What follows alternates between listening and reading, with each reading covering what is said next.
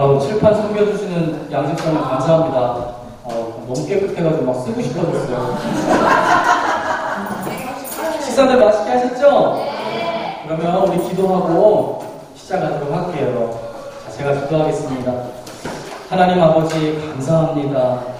한 주간 자녀들의 삶을 돌봐주시고 각 가정과 직장과 사업장 가운데 속에서 어려운 일도 있었고 또 서러운 일도 있었지만 우리가 잘 이겨내고 하나님께 예배하러 이렇게 모였습니다. 하나님, 오늘 말씀을 주셔서 우리가 깨닫게 하시고 우리 인생의 기호가 말씀과 하나님뿐임을 깨닫는 귀한 시간 될 수 있도록 아버지 역사하여 주시옵소서. 성령 하나님, 이 성경의 저자이시오니 우리의 눈과 귀가 열려서 하나님의 말씀을 정말 깨달을 수 있는 귀한 시간 될 수 있도록 은혜를 베풀어 주시옵소서.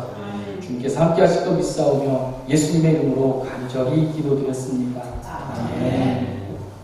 자, 우리 지난 시간 복습 한번 해볼게요. 우리 지난 시간에 우리 교리 교육을 8가지 아주 중요한 핵심 이 주제들에 대해서 공부한다고 했어요. 오늘 나눠드린 거에는 아마 없을 거예요. 그렇죠? 여러분 생각나는 대로 한번 8가지 주제 뭐 공부한다고 그랬어요? 한번 막 떠오르는 대로 얘기해 보세요. 집사님 사랑합니다.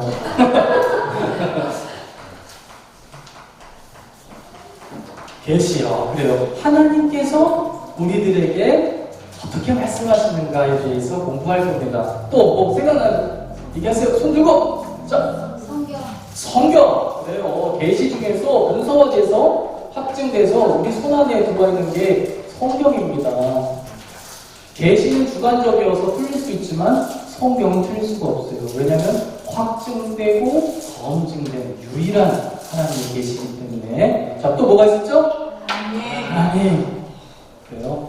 자, 이제 성경을 배웠으니까 성경 안에서 가장 중요한 하나님에 대해서 공부할 거예요. 그래서 이번 시간 끝나면 계시와 성경이 끝나요. 다음 시간부터는 하나님에 대해서 공부할 건데 3가지 주제로 나눌 거예요. 그래서 하나님의 성품, 그 다음에 하나님은 어떤 특징이 있으신가, 사람과 무엇이 다르신가에 대해서 공부할 거고, 마지막 시간에 하나님은 무슨 일을 하시는가에 대해서 공부할 거예요. 자, 그 다음에 또 하나님에 대해서 공부했으면 또 뭐예요? 사람이에요. 사람에 대해서 공부. 또 뭐 있었어요? 예, 예수님. 예수님도 하나님이시기 때문에 똑같이 3개로 나눠서 예수님의 성품. 성품은 하나님 할 때 다 하니까 이제 예수님께서 우리와 다른 점이 무엇인가. 그 다음에 예수님은 무슨 일을 하셨는가에 대해서 공부할 거고, 또 뭐가 있었죠? 어떤 거요? 구원. 저도 가물가물하려고 여러분 대단하십니다. 또 뭐가 있었죠?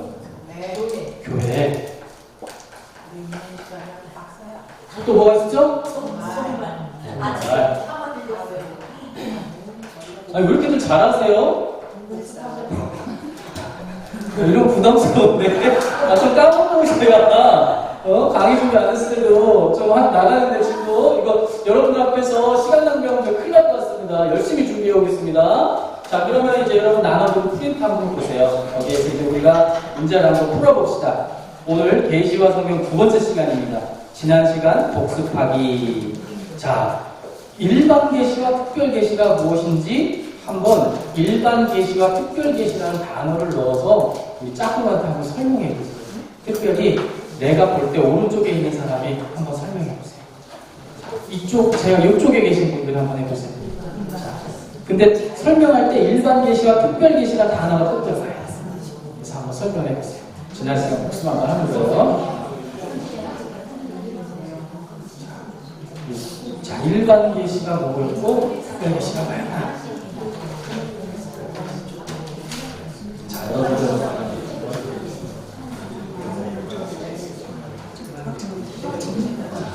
한 시간, 우리 2주 지나서 여러분 가물가물 하실 거예요. 네. 자, 그만 스톱. 오늘 배운 것만 우리가 이따가 한번 해볼게요. 2주 지나니까 우리 헷갈리신 것 같습니다. 일반 계시는 하나님께서 성경이 아니지만은 자연 만물이나 이런 역사 문화를 통해서 우리에게 말씀하시는 건데, 일반 계시는 한계가 있다고 했어요. 구원에 대한, 예수님에 대한, 복음에 대한 구체적인 지식은 우리가 얻을 수 없다. 그래서 특별 계시가 필요한데, 그래서 하나님은 선지자나 영적인 지도자들을 통해서 말씀하셨다. 그리고 그것이 글로써 나가는 게 성경이다. 자, 2번. 성경은 어떤 책인가요? 아래 빈칸에 자신의 답을 적어보세요. 자, 성경은 가로에 땡땡땡, 네 자입니다. 땡땡땡땡에 땡땡을 담고 있는 책이다. 성경은 뭐였죠? 성경은 인간 구원의 도리를 담고 있는 책이다. 도리가 말이 어렵잖아요. 도가 길도자입니다. 이치리자예요. 인간이 어떻게 하면 어떤 길로 가면은 구원받을 수 있는지 그 길과 이치를 가는 것이 성경이다. 자, 성경의 저자는 누구인가요? 남재강 목사 이렇게 말 안 하셔서 정말 다행입니다. 성령 하나님, 네, 성령 하나님이 성경의 저자이시죠. 그러니까 성령 하나님께서 그 쓴 사람 저자에게 감동을 주시고 은혜를 주셔서 쓰게 하셨기 때문에 궁극적인 저자는 성령 하나님이시다. 그래서 여러분 성경 읽을 때 통독 갈 때 그냥 막 읽지 마시고 통독 가기 전에 성경 펴놓고 기도하는 거예요. 성경의 저자이신 성령 하나님, 제가 읽을 때에 깨닫게 하시고 은혜를 주세요. 이렇게 기도하고 하면 성령 하나님께서 이 자녀가 자세가 됐구나. 내가 깨닫게 해주겠지. 그래서 눈이 푹 열리면서 여러분들이 영안을 열리면서 성경을 깨닫게 된다. 자, 구약과 신약은 각각 몇 권인가요? 전체가 69권 맞나요? 네. 구약은 39권, 신약은 27권. 그래서 비밀번호 3027 하지 말라고 했죠? 네. 자, 그 다음에 성경 목록가 제가 카톡에 올려드렸어요. 단체 카톡에. 그럼 내려받게 하셔가지고 운전을 하거나 단순 작업할 때, 머리 안 써도 될 때 딱 틀어놓고 하시면 음조를 여러분들이 깨달으시는 거예요. 그러면 나중에 이 강의 중반쯤에 저랑 같이 부르면서 한번 배워보도록 하겠습니다. 자, 오늘 강의 들어가도록 하겠습니다. 성경 형성의 특징에 대해서 공부해 보도록 하겠습니다. 자, 성경 특징 5가지를 제가 뽑아왔어요. 공부하면서. 거기 첫 번째 뭐라고 되어 있죠? 예. 성경은 하나님의 계시 중에 확증되고 검증된 것이기 때문에 우리가 확실히 기준을 삼고 믿을 수 있는 건데, 그럼 이 성경이 어떻게 형성이 됐나? 어떤 기준으로 우리 신앙의 선배들은 이 성경을 모으고 또 기록해서 우리들 손에 들려주었는가? 첫 번째로는 공공성입니다. 공공성은 뭐냐면 개인이나 특정 단체가 아닌 교회 전체가 회의와 논의를 거쳐서 선정을 했다는 거예요. 그러니까 예를 들어서 신약 성경에서 예수님이 활동하시고 나서 돌아가신 다음에 큰일 났다.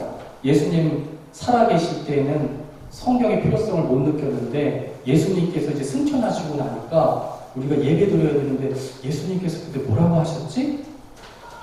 이렇게 말씀하신 것 같아. 하나 이렇게 말씀하신 것 같아. 그런데 이제 기록물들을 돌아다니는 기록물도 교회마다 있을 거 아닙니까? 그래서 그런 것도 서로 비교해 보니까 이렇게 말씀하신 게 맞구나 해서 서로 논의를 통해 가지고 결정을 했다는 거예요. 누가 갑자기 어느 날 갑자기 이게 성경입니다? 아니라는 거예요. 그래서 이게 성경의 공공성입니다. 개인의 생각과 개인의 의지로 만든 게 아니라는 거예요. 그래서 신뢰가 있는 거예요. 왜냐하면 성경 전체가 확인하고 검증하고 회의했기 때문에. 그래서 공의회라는 말 여러분들이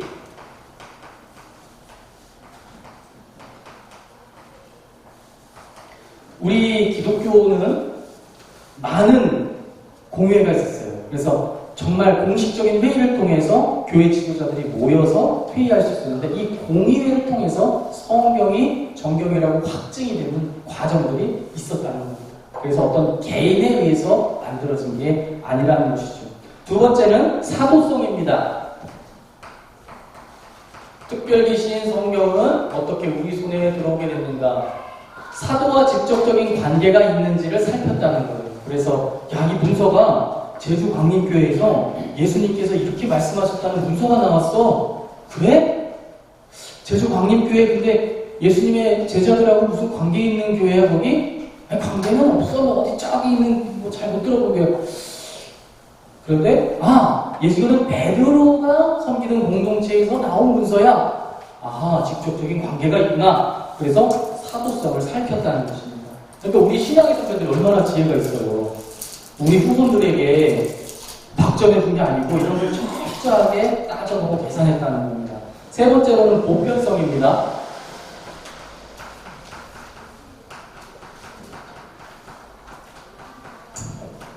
보편성은 뭐냐면 성경의 전체적 주제와 통일성이 있느냐를 따졌다는 거예요. 예를 들어서 A 교회가 A라는 문서를 가지고 있고 B라는 교회가 B라는 문서를 갖고 C라는 교회가 C라는 문서를 갖고 이렇게 있는데 예수님에 대한 기술들을 쭉 살펴보는데 얘만 좀 빼라져요.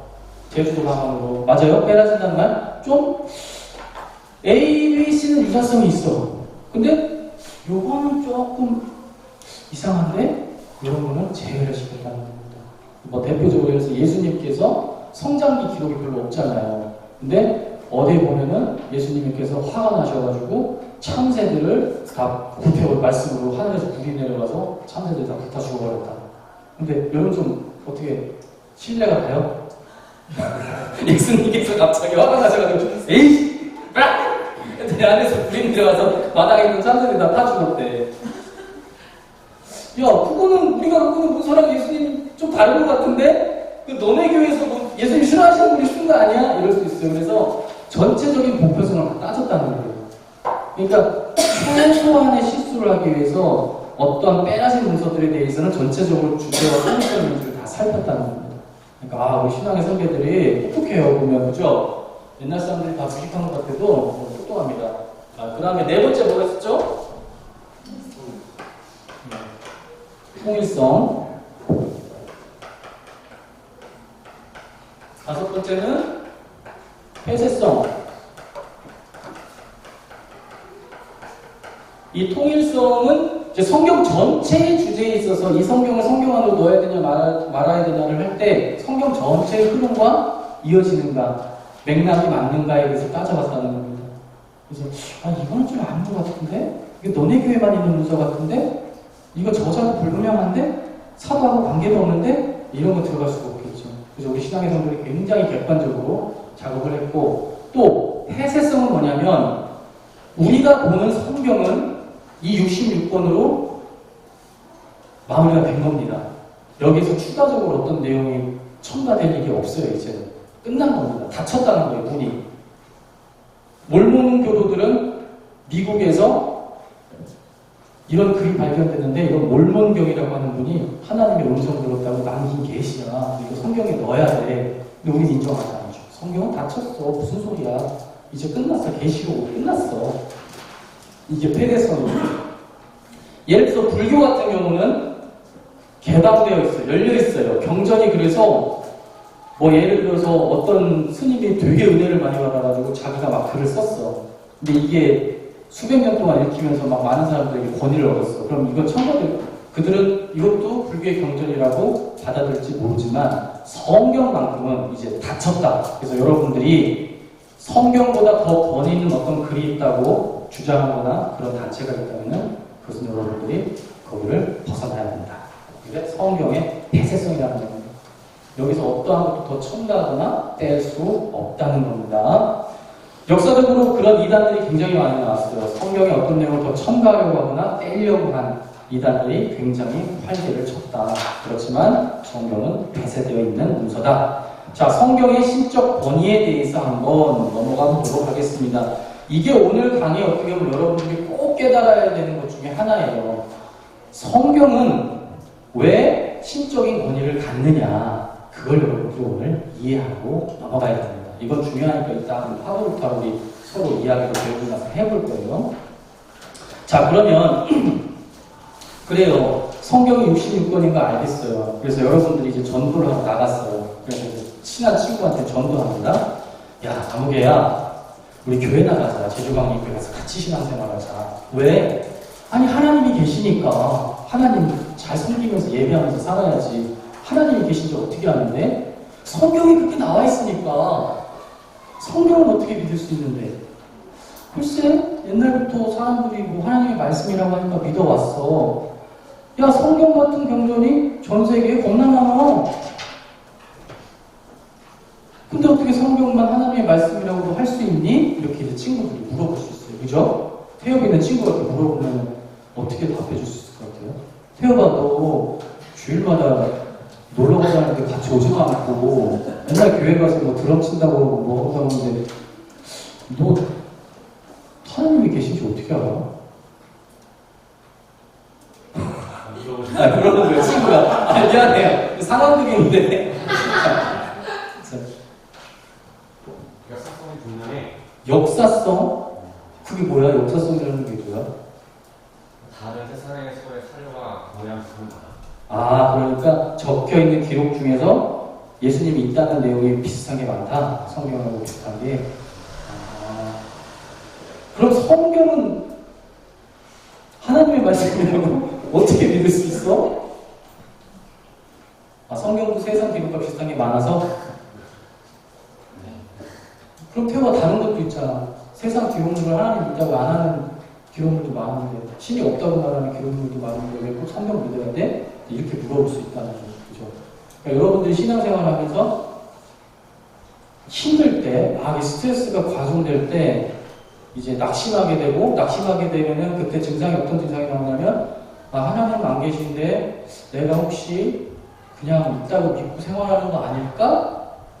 성경도 그냥 옛날 고대 사람들이 만들어 놓은 어떤 신화나 이런 거를 내가 믿고 사는 거 아닐까? 이런 이제 의심이 들어온다는 거죠. 이 의심이 구체화가 되면은 실족하게 됩니다. 그래서 여러분들이 꼭 교리 교육 때 성경에 대해서 공부하기에 앞서서 왜 성경이 하나님의 말씀일 수밖에 없는지 확신을 가져야 됩니다. 자, 그러면 거기에 답을 두 개를 빈칸을 넣어놨습니다. 거기에는 뭐냐면은 예언과 성취라는 뜻입니다. 예언과 성취 한번 써보세요. 성경이 하나님의 말씀이라는 증거, 중요한 증거는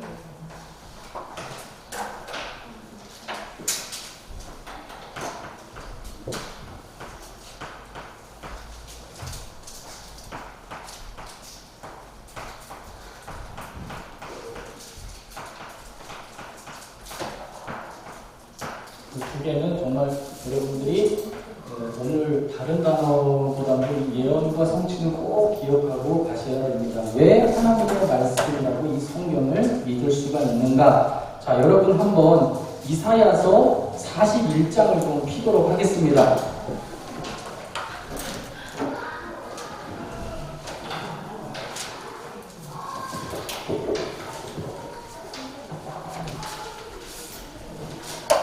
자, 이사야서 41장.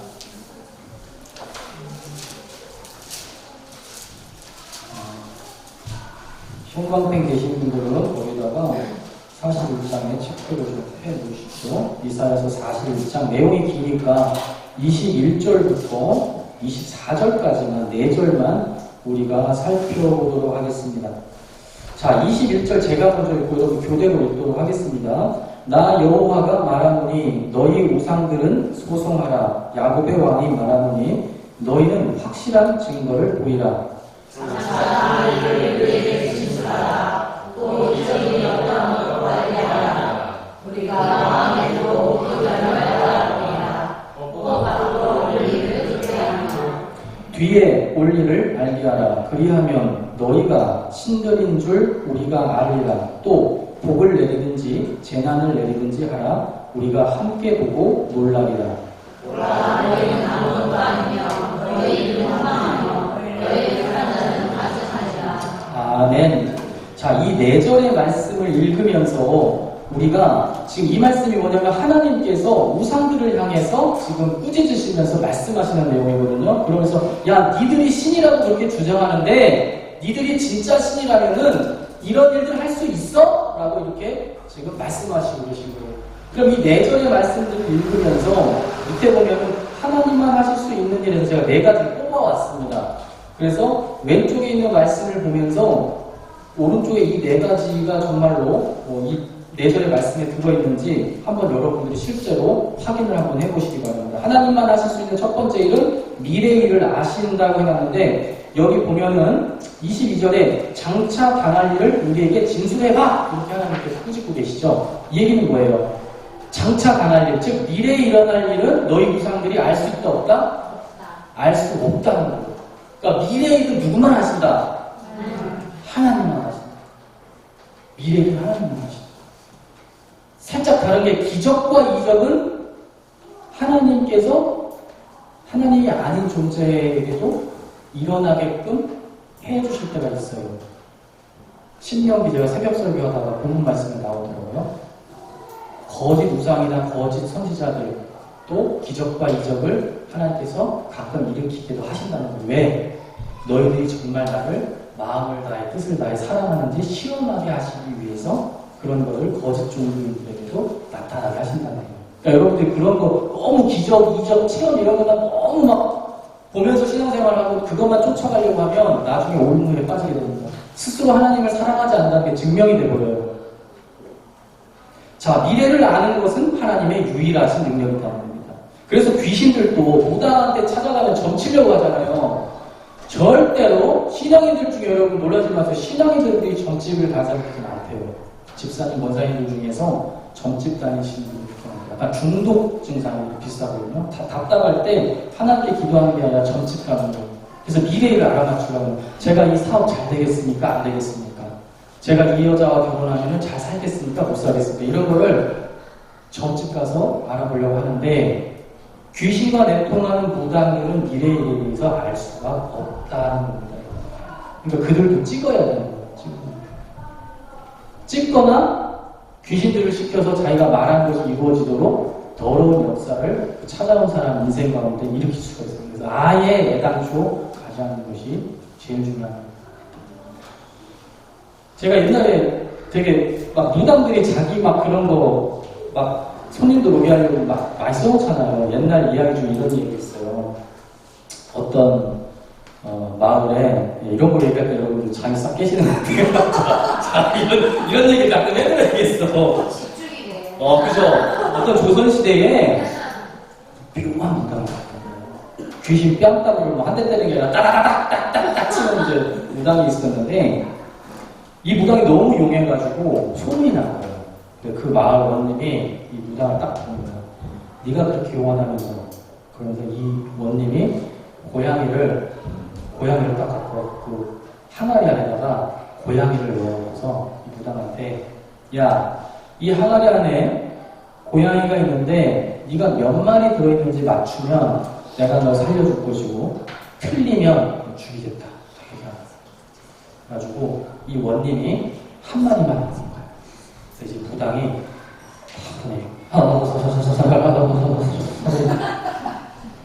원님 2마리가 들어있습니다. 원님이 이런 실력도 없는 게 혹세무민을 했구나. 당장 목을 쳐라! 해가지고 이 무당이 죽은 거예요. 사형당한 거예요. 그랬더니 나중에 원님이 봤더니 이 고양이가 임신한 거예요. 그 뱃속에 한 마리가 또 들어있었던 거예요. 그래서 이 원님이 소름이 쫙 돋으면서 이야기는 끝. 자, 뱃속에 몇 마리 들어있는지는 귀신도 알 수 있습니다. 여러분들의 할아버지 때에 조상 때에 무슨 일이 있었는지 귀신이 무당한테 알려줄 수 있어요. 그래서 여러분들 그런 거에 혹하면 안 돼요. 그런데 하나님께서 아무리 귀신이나 무당이라 할지라도 허락하지 않는 게 있는데 그건 뭐냐면 미래에 일어날 일은 알 수 없다는 겁니다. 자, 여러분들이 남자강 목사가 어느 날 갑자기 여러분 실은 제가 하나님이었습니다. 이렇게 얘기해요. 저를 믿어야 구원받습니다 하면 여러분들 믿겠어요? 안 믿겠어요? 안 믿죠. 저 미쳤구나. 빨리 담임 목사한테 얘기해서 자르라고 해야 되겠구나. 근데 갑자기 여러분들이 안 믿으실 줄 알고 제가 6자리 숫자를 구해왔습니다. 거기다가 1, 4, 16, 32, 64 썼어. 그래서 딱 썼어. 근데 갑자기 다 저 미친 놈이구만 이러는데 돈이 너무 부겠던 예주가 저거 로또 번호 아니야? 그래가지고 예주가 이걸 몰래 적은 거야. 딴 사람들 보면 믿음 없다가 몰래 적어갖고 이걸 로또를 샀어. 그랬더니 그 주에 토요일날 두구두구두구두구두구 딱 봤더니 당첨이 딱 된 거야. 뭐지? 그래서 예주가 소름이 쫙 돋은 거야. 그래갖고 이제 다음 주에 딱 남재강 목사가 여러분 제가 로또 번호 말씀드렸는데 혹시 해보셨습니까? 그러니까 미친놈! 무슨 소리야!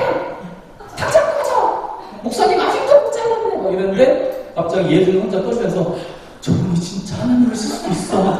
근데 갑자기 예준이가 다시 저 찾아오는 거야. 목사님 저 믿음이 필요해요. 한 번만 더 해주세요. 이번에 맞추면 진짜 믿을게요.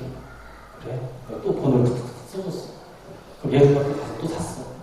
만약에 또 맞았어. 그럼 예준 어떤 믿음이 생길 거야? 진짜 하나님이 아니죠.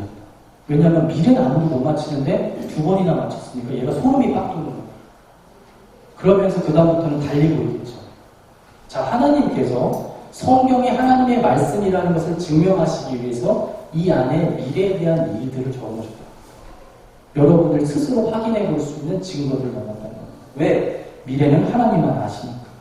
그러면서 여러분들은 다 남자가 목사를 보시해도 예주만큼은 예주야 넌 앞으로 10년 뒤에 결혼할 건데 남편은 머리가 벗어진 사람이고 자동차 사업을 하는 사람이고 서울 사람이네. 그 예식장에 양주한 집사님과 김희정 집사님은 참석할 것이고 주변은 담임 목사님이 있으실 것 같다. 내가 딱 얘기했어요. 예주가 떨면서 집에 가서 막 일기를 써놨어.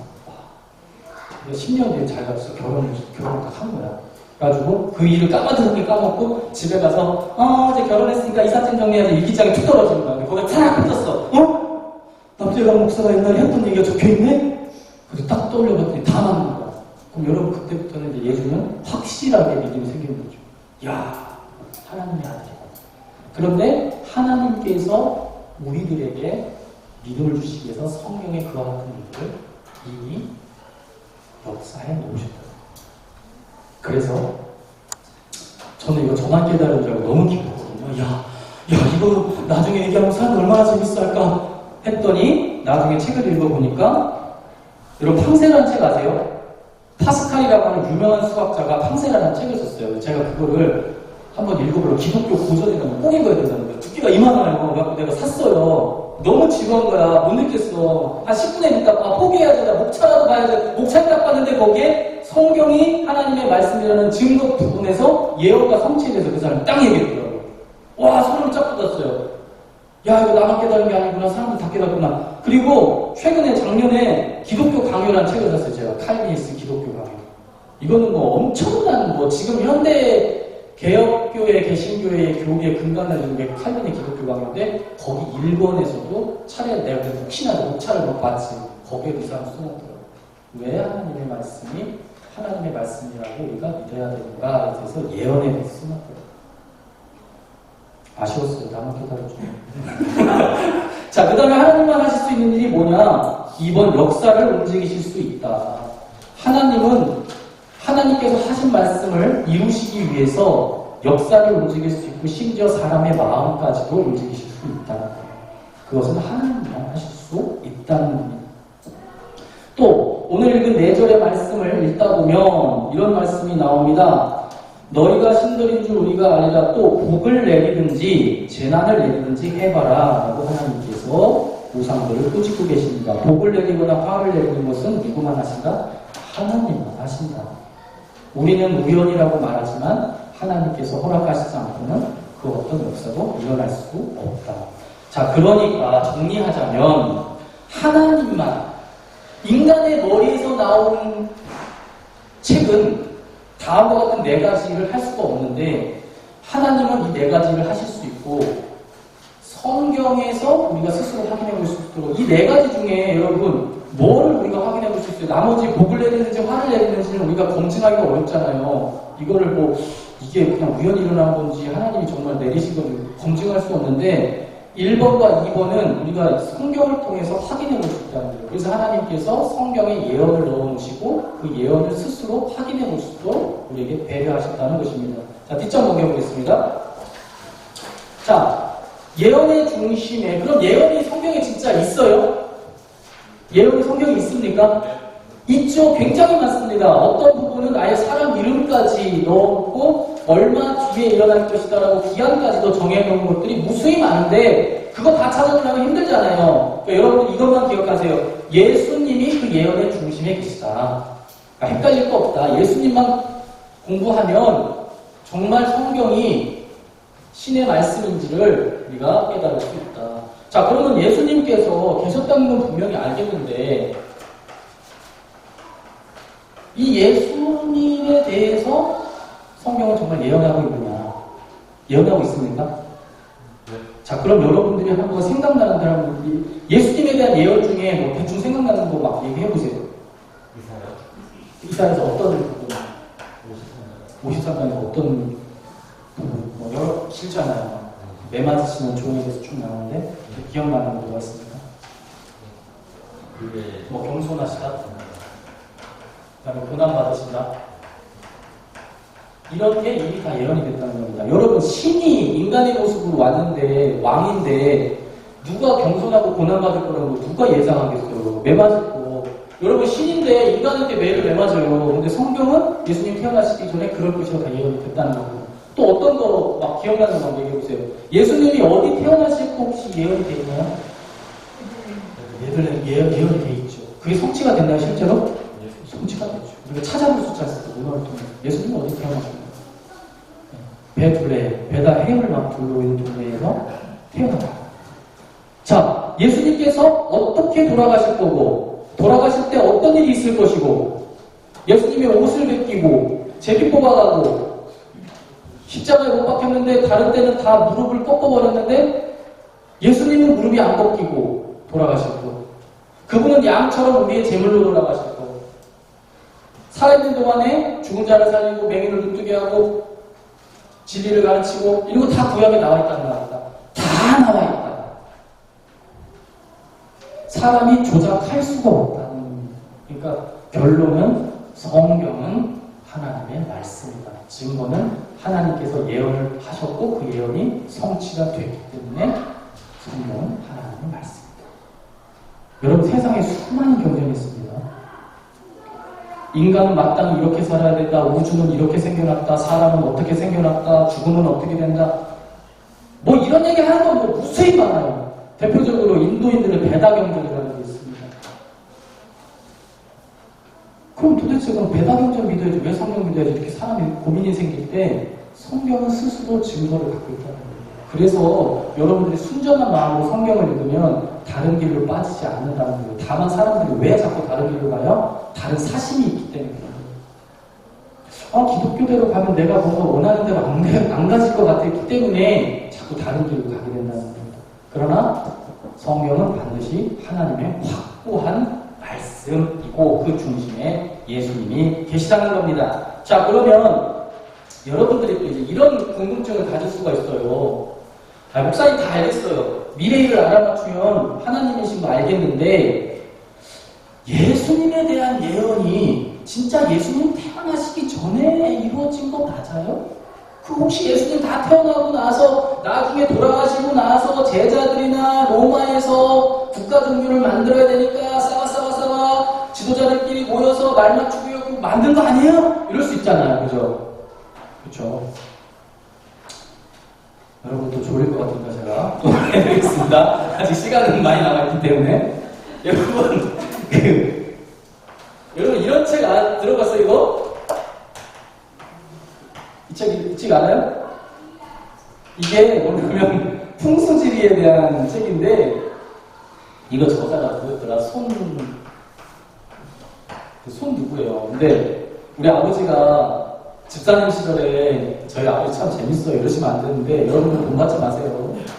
저희 아버지가 교회만 왔다 갔다 하시고 이런 교육을 못 받으셔갖고 어느 날 풍수지리에 받으셔갖고 풍수지리 책들을 사오신 거야. 그래갖고 막 연구를 하시더라고. 근데 나한테 제가 풍수지리 학원 유명한 학원이 예산인데도 같이 다니려 해갖고 사람이 복을 받으려면은 집터를 잘 지어야 되고 묘자리를 잘 봐야 되고 나중에 아빠 죽으면 너도 뭐를 써야 되는데 하고 그러면서 터라는 책을 사온 거예요. 이게 상하권으로 되어 있는데 거기 이 사람이 예언을 해놓은 거야. 이 사람이 전설적인 풍수 이제 그 직관인데 세계 인구가 자기가 예언을 막 해놓은 거예요. 책에다가. 그리고 세계 인구가 72억인가 되면 세계가 통일되고 좀 흥미가 생겨요? 계속해요? 잠 깨져? 세계가 통일되고, 세계가 통일됐으니까 왕이 나와야 될 거 아니에요. 통치자가 나와야 될 거 아니야. 그거 한국 사람이 나온다는 거예요. 예언 다 해놨어요. 그리고 한국 사람 중에 이 왕이 나오는데 어떤 사람이 이 왕의 자리에 앉게 되느냐? 충남 서산에 제 고향이 서산이거든요. 이거 농담 아닙니다. 책임감에 보면 서산에 유명한 묘차예요. 자미원이라고 하는 묘차. 야, 이것도 영상이고 오늘 거 올리지 말아야겠네. 이거 괜히 또 기독교 감리교회에서 항의 들어와서 남목사 교리 시간에 뭐 그런 얘기 하고 있어. 여기다 묘차를 쓴 사람의 후손이 이때 세계 정부의 왕이 됐다. 그죠? 그래갖고 난리가 난 거야. 사람들이 그다음부터 서산에 와갖고 막 어디야 이 자리가. 그래갖고 여러분 영화 중에 무슨 영화 있어요. 막 그 묘차를 갖고 싸우는 한국 영화 있는데 거기서 원래는 여기에 절이 있었던 거야. 절이 있었는데 그 막 왕이 되고 싶어갖고 절을 다 불태우고 다 죽이고 스님들 막 다 죽이고 나서 다 밀어버리고 묘를 씁니다. 그래갖고 자기 후손이 왕이 됐어요. 그 후손도 영선되어 나요. 근데 중요한 거는 거긴 줄 안 거야 사람들이. 왜냐면은 거기가 진짜 누가 봐도 저도 가봤는데 야 여기 정말 산이 막 바보가 봐도 여긴 정말 좋은 자리 같다 하는데 근데 중요한 건 이 사람이 요 근처에다가 볼품하는 자리에다가 탁을 써놨다고 혹시 나중에 세계 정부의 왕 중에 손씨가 나오면 혹시 내가 왜 이 얘기를 왜 했냐면 이 예언은 성취됐을까요? 여러분 지금 세계 인구 몇 주장 검색 좀 해볼 줄래요? 70억 됐어요? 나중에 사람 거짓말하지 않았는지 우리가 두는 두 확인해 봅시다. 미래는 누구만 아신다? 하나님만 아신다. 77억이죠. 봐봐요. 성취됐어요? 안 됐어요? 안 됐잖아요. 사람들은 자기의 신적 권위를 세우기 위해서 이런 일들을 무수히 많이 벌입니다. 근데 하나님은 그냥 두신다 안 두신다? 보시죠. 지금 세계가 오히려 갈라지고 있잖아요. 막 다시 패권 상황. 자, 그래서 성경은 됐고. 자, 그러면 증거가 있어야 된다. 구약 성경은 예수님 태어나시기 전에 기록이 됐다는 증거를 가져야 되는데 그 증거 여러분들이 이걸 기억하고 가셔야 됩니다. 자, 70인역 깔아보십니다. 70인역이 뭐냐면 예수님 태어나시기 약 300년경에 300년 전입니다. 후 아니에요. 예수님이 태어나시기 전에 구약 성경 히브리어로 써있던 구약 성경을 헬라어로 고대 그리스어인데 헬라어로 번역하는 일이 일어납니다. 그리고 이게 예수님 태어나시기 100년쯤 전에 다 완성이 돼요. 근데 이 내용이 지금 우리가 보는 구약 성경의 내용과 거의 같습니다. 자, 그럼 바꿔 얘기해 봅시다. 예수님 태어나시기 전에 구약 성경이 번역이 되고 있었다는 것은 구약 성경이 있었다는 거 없었다는 거죠. 있었다는 거죠. 구약 성경이 있었다는 것은 그 안에 담겨있는 예언이 예수님 태어나시기 전에 이루어진 거예요? 후에 이루어진 거예요? 전에 이루어진 거죠. 그래서 하나님께서 빼도 박도 못하는 증거물을 남겨놓으셨는데 70인역이 그 증거물이다. 그리고 소름 돋잖아요. 하나님께서 정말 중요한 포인트에 믿음의 사람들이 붙잡을 수 있는 증거들을 이렇게 알려주셨다. 히브리 학자들 왜 70인역이냐면은 히브리 학자들 12지파에서 진짜 똑똑한 대표들 이 선생님들, 랍비들을 뽑았습니다. 6명씩. 6명씩 뽑아서 그럼 6명씩 뽑으면 몇 명이에요? 자, 12지파에서 6명씩 뽑았어요. 72명이 나오죠. 이 72명이 순전한 마음으로 각자 다른 방에 가서 번역을 해서 나중에 서로 비교해봤는데 이건 이제 여기 믿고 나가려면 확인할 수 없어요. 서로 깜짝 놀랐던 거예요. 이렇게 일치하다. 그러면서 그럼 목사님 왜 72인역이라고 해요? 72인역이라고 했어요? 72인역이라고 부릅니다. 근데 참여한 사람은 72인역이 참여했어요. 그게 구약 성경의 근간이고 예수님 태어나시기에 완성입니다. 그래서 성경은, 구약 성경은 예수님 태어나시기 전에 쓰여진 게 확실하다. 자, 여기까지 이제 시간이 그래도 많이 남았네. 여기까지 한번 짝꿍과 같이 배운 것을 나눠볼 건데, 여러 가지 하지 마시고 왜 성경이 하나님의 말씀이라고 하고 우리는 믿을 수 있는가에다가 70인역, 그 다음에 예언과 성취, 이 세 단어를 넣어가지고 한번 옆 짝꿍한테 설명을 좀 각자, 이거는 두 분 다 한번 해보겠습니다. 왜냐면 중요하니까. 세 단어 키워드 드릴게요. 예언, 성취, 그 다음에 70인역. 요 세 개의 키워드를 넣어가지고 우리 짝꿍과 같이 하루 타식으로 한 명씩 서로 설명을 한번 해봅시다. 나이 더 많으신 분이 동생에게 먼저 한번 설명을 해줘 봅시다. 오늘 강의의 핵심이니까 한번.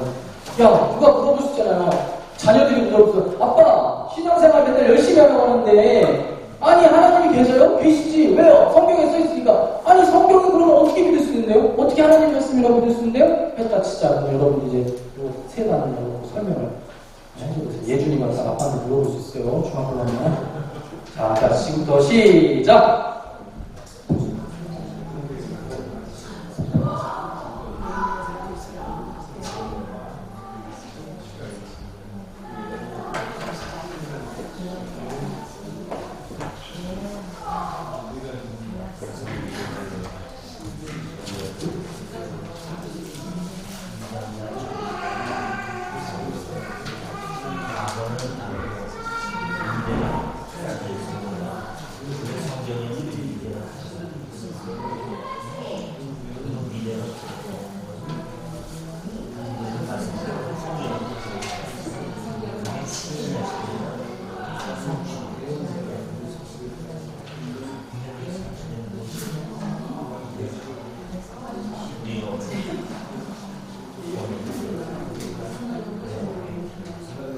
지금 상대방 이해가 안 된다는 분 있어요. 설명 잘해주세요.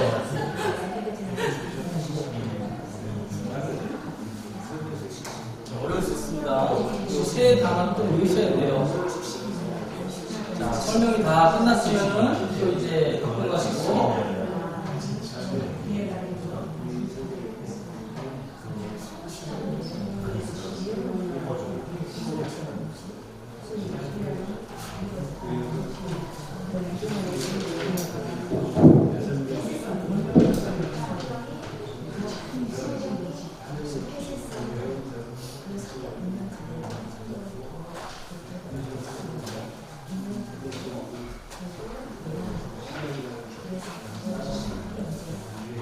자, 이제 바꿔서도 한번 해보세요.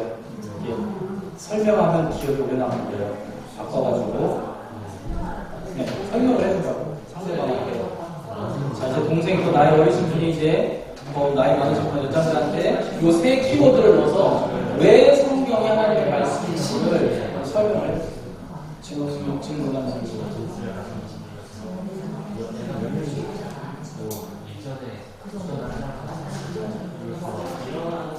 다 끝났어요? 다 됐어요? 네. 어떻게 하실 수 있겠어요, 이제? 자, 설명하고 있어요. 네, 한번 해보세요. 이제 다 거의 끝났기 때문에.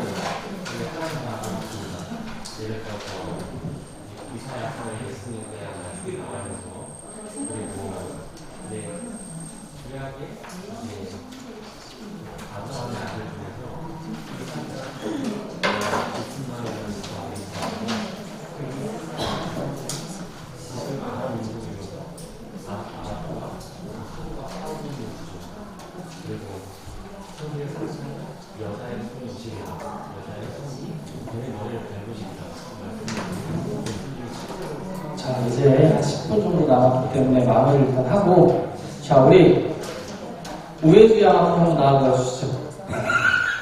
잠깐 나와보세요. 우리 예주가 제일 중요한 학생이에요. 이제 대학에 가서 그 수많은 우상들과 사인종교의 그 홍수 속에서, 자, 예주가 보지 말고 예언성취 70. 부끄러워요? 부끄러워요? 한번 해보시고 도전 한번 해보시겠습니까? 왜 성경이 하나님의 말씀이신지 잠깐. 자, 요새 단어 키워드가 들어가야 돼요. 예언. 혹시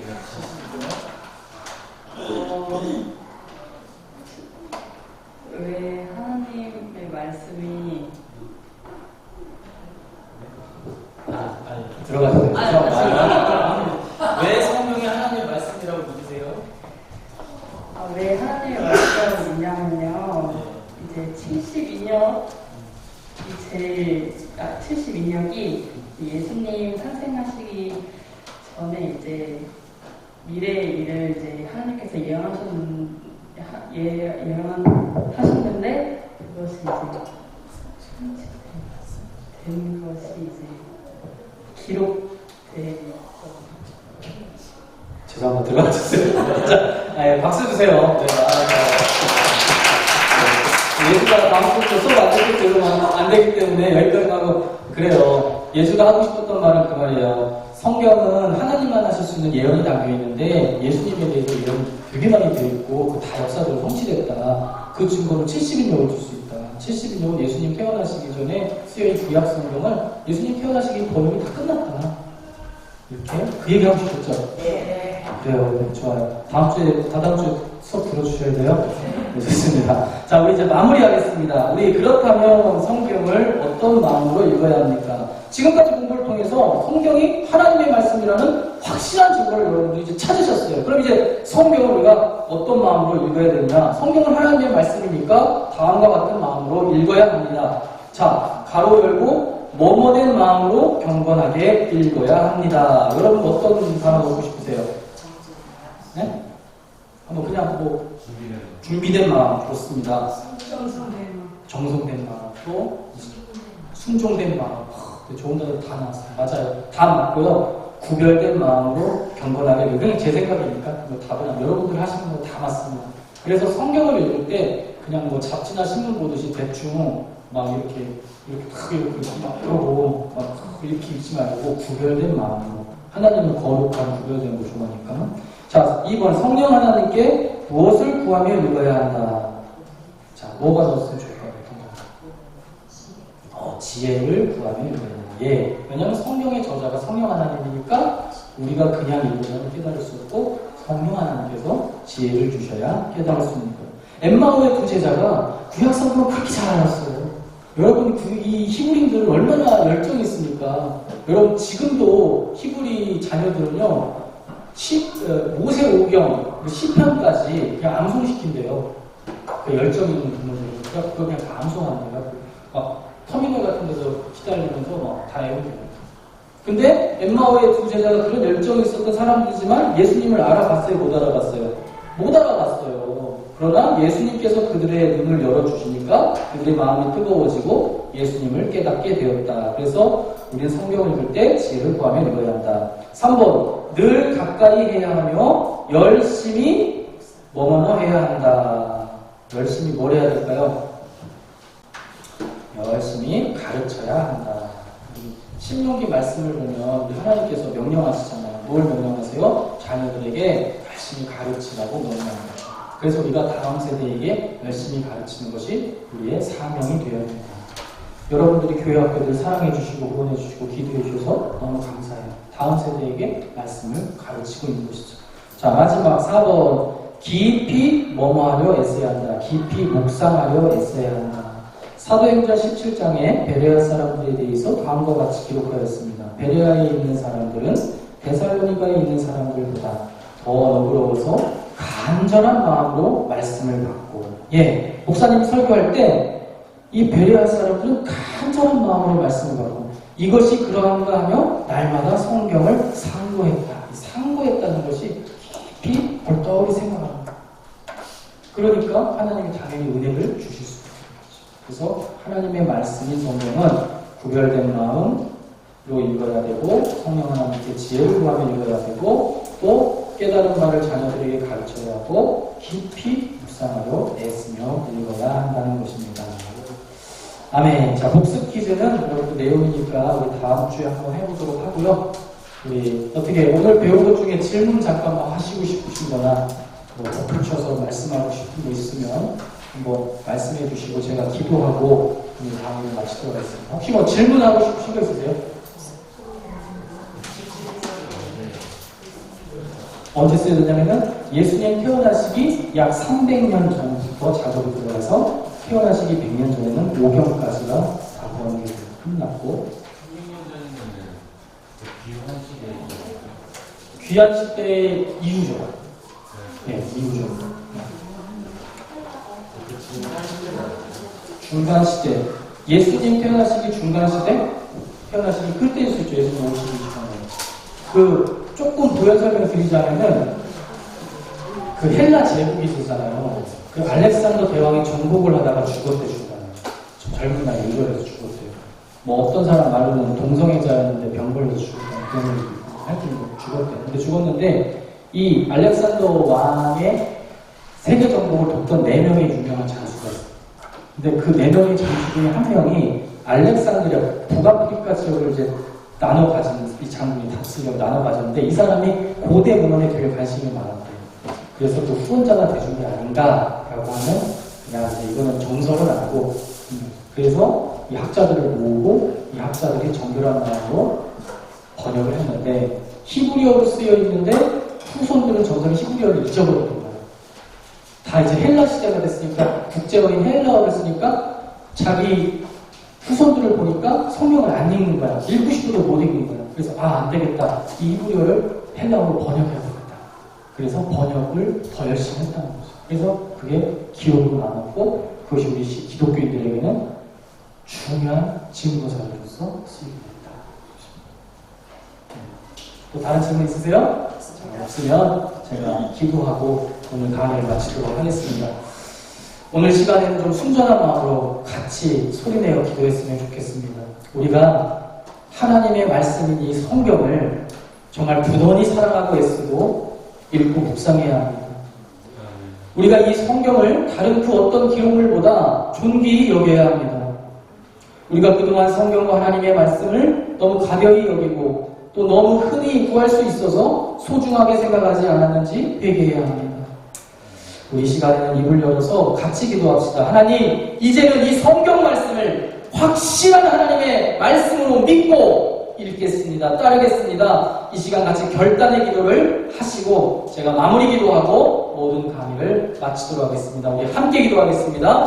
사랑과 은혜가 많으신 하나님 아버지, 먼저 회개합니다. 하나님께서 우리에게 깨달으라고 주신 이 성경 말씀을 우리가 그동안 너무나 하나님 아버지 소중히 다루지 못했습니다. 늘 가까이 하고 읽지 못했습니다. 자녀들에게 늘 가르치지 못했습니다. 하나님 회개하는 은혜를 주셔서 우리가 깨닫게 하시고 하나님 아버지 지혜를 주셔서 이 성경의 저자이신 성령 하나님께서 이 성경을 읽을 때에 우리의 눈이 떠지게 하시고 우리의 마음이 뜨거워지게 하시고 우리의 머리가 이해되는 놀라운 역사가 일어나게 하여 주시옵소서. 하나님 아버지 우리의 신앙이 흔들릴 때마다 하나님 성경을 보면서 우리의 마음을 다잡기 원합니다. 하나님의 살아있는 말씀, 증거되어 있는 말씀, 확고한 말씀, 남아있는 말씀, 아버지여 성경을 붙잡을 수 있도록 역사하여 주시옵소서. 하나님 아버지 우리가 단건 붙잡고 신앙생활하지 않기를 원합니다. 하나님 우리가 기적과 이적만 따라가지 않기를 원합니다. 우리가 하나님의 말씀인 성경을 붙잡기를 원합니다. 성경으로 힘을 얻기를 원합니다. 성경으로 판단하기를 원합니다. 성경으로 하나님 교육하기를 원합니다. 성경으로 은혜 받기를 원합니다. 성경으로 나누기를 원합니다. 성경으로 가정을 세워나가기를 원합니다. 하나님 역사하여 주시옵소서. 역사하여 주시옵소서. 아버지께서 이렇게 인도하실 것을 믿습니다. 사랑과 은혜가 많으신 아버지, 먼저 회개합니다. 우리가 너무나 쉽게 성경을 구할 수 있어서 이 소중함을 모르고 하나님 우리가 생활했습니다. 그러나 하나님 지금 이 순간에도 이 땅 어딘가에서는 성경을 가지고 있다는 이유만으로 성경을 읽었다는 이유만으로 아버지 죽임을 당하는 역사가 일어나고 있습니다. 하나님 이 성경이 확고한 정말 거부할 수 없는 하나님의 말씀임을 오늘 깨닫습니다. 우리가 이 성경을 더 사랑하게 하시고 이 성경으로 모든 것을 계획하고 이 성경을 붙잡는 신앙인들 될 수 있도록 역사하여 주시옵소서. 특별히 사랑하는 제주 광림교회 성도님들 기적과 이적만 바라면서 그런 하나님 아버지 그런 것들에 중독되어서 말씀을 등한시하고 살아가지 않도록 하나님 역사하여 주시옵소서.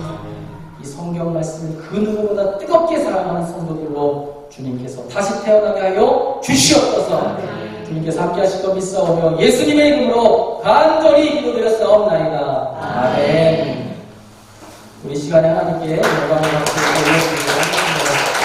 자, 오늘 강의들과 고생하셨고 다음 제 강의 시간에는 이제 하나님에 대해서 계시와 성경은 끝났고 하나님에 대해서 세 파트로 나눠서 은혜 나누기로 하겠습니다. 오늘 강의 끝까지 들어주셔서 감사드리고 돌아가실 때 조심히 돌아가시기 바랍니다.